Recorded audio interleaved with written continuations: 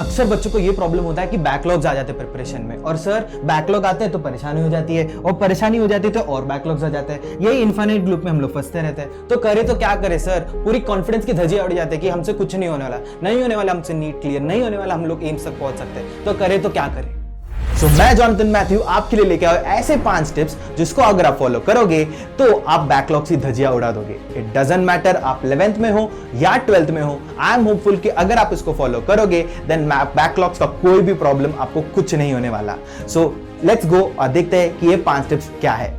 Backlogs को अगर दूर करना है तो सबसे पहले आपको करना है रियलाइजेशन। तो आपने रियलाइजेशन तो कर ही लिया है, अगर आप रियलाइज ही नहीं करोगे कि आपको बैकलॉग है, आपने गलती कर ली है, आपके पीछे बहुत बड़ा बर्डन है, जब तक आप ये रियलाइज नहीं करोगे तब तक आप बैकलॉग्स को नहीं निकाल सकते। तो अगर आपने ये फर्स्ट पॉइंट आपने अपने मन में क्लियर करके रख दिया है कि आपका रियलाइजेशन हो चुका है कि हाँ भाई, हाँ सर, कि मेरा बैकलॉग्स बहुत है और मुझे उसको कैसे भी करके कम करना है जिससे कि मैं अपने ड्रीम तक पहुंच सके, दैट इज एम्स दिल्ली, और उधर जाके मैं एमबीबीएस की डिग्री कर सकता हूं, तो यस, मुझे सबसे पहले आपको ये रियलाइजेशन करना पड़ेगा। जब तक आप रियलाइजेशन नहीं करोगे तब तक नहीं होने वाला। इसके बाद मैं आपके थोड़े बहुत सारे सॉल्यूशंस दूंगा जिससे कि आप अपने बैकलॉग्स को बहुत अच्छे तरह से नष्ट कर सकते हो।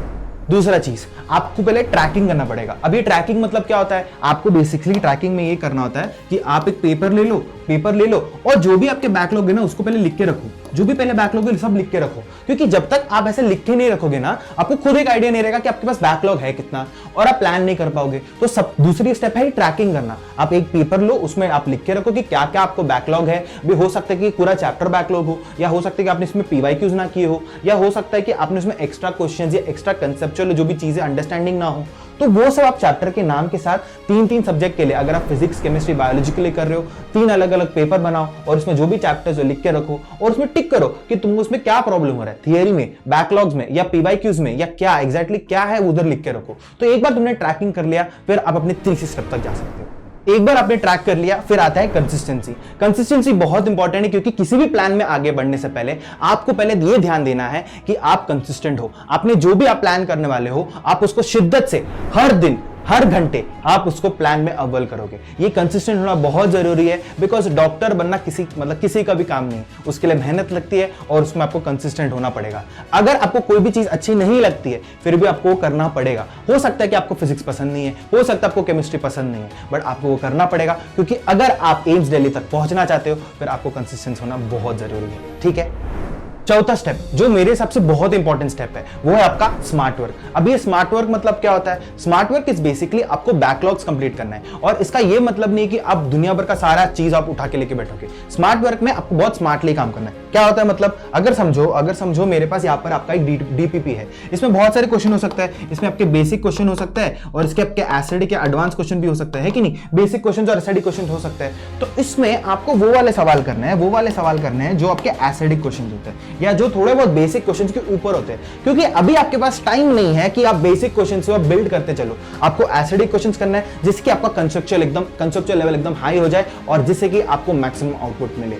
और इसमें जरूर मार्क करके रखना जिस प्रॉब्लम में आपको प्रॉब्लम या डिफिकल्टी फेस हुआ, जिससे कि आप नेक्स्ट टाइम जब आप रिवाइज करोगे तभी आप ये स्टार वाले क्वेश्चंस उठाकर आप अपना कंसेप्ट और अच्छे से इंक्रीज कर सकते हो।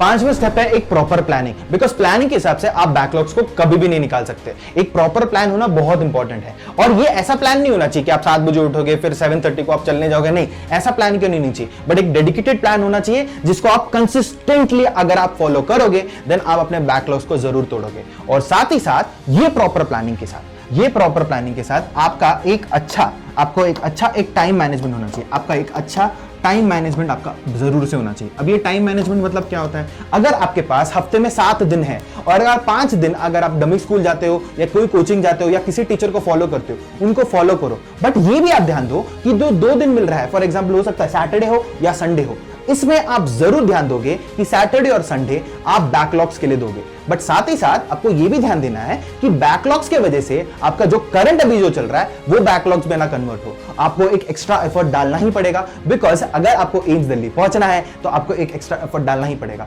बिना किसी एक्स्ट्रा एफर्ट के आप नहीं पहुंचने वाले, क्योंकि यार 24 लाख बच्चे ये एग्जाम देने वाले हैं, 24 लाख, समझ रहे हो? और 24 लाख अगर बच्चे देने वाले ये एग्जाम, तो आपको उसमें से कुछ तो एक एक्स्ट्रा एफर्ट डालना पड़ेगा, और वो एक्स्ट्रा एफर्ट आपका ये टाइम मैनेजमेंट में आ जाता है। अगर आपने टाइम मैनेज बहुत अच्छे से किया है, बहुत बेहतरीन तरीके से किया है, देन मुझे नहीं लगता कि कोई आपको रोक सकता है आपके dream college that is AIIMS Delhi तक पहुंचने के लिए।